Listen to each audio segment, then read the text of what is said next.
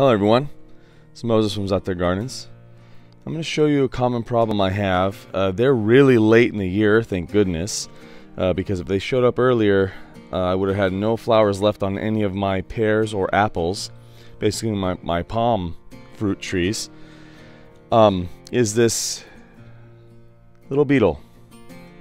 They go through and they'll eat up all of the petals and the flower, the whole thing of the pear and or apple.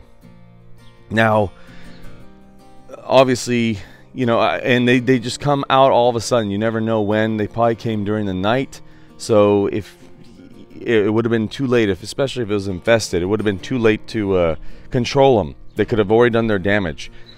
But what I like to do when I find them, and this is the first one I found throughout the year, I'm going to walk all my trees right after this video, is I tap the leaf it's on so it drops into this soapy water. The reason why it's soapy water, it's not the soap that kills.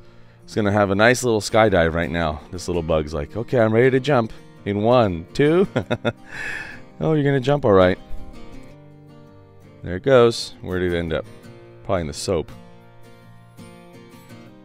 So there it is. So after a while, you'll see it start sinking. It'll go all the way to the bottom.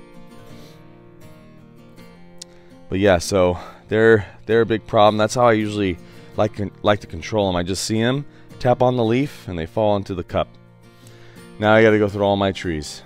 Beautiful pears, by the way. I got to start thinning soon. But that's just a little tip. I hate these little guys. I'm not too sure if they're like related to the Japanese beetle or whatnot.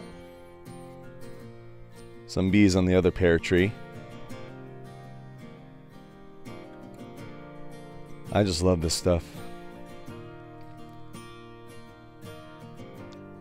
Well, everybody, I gotta get back to finding if there's more beetles. Say bye, Lulu. You're gonna say bye one day. I'm gonna do it like animatronic or CGI or something. Happy gardening, everyone.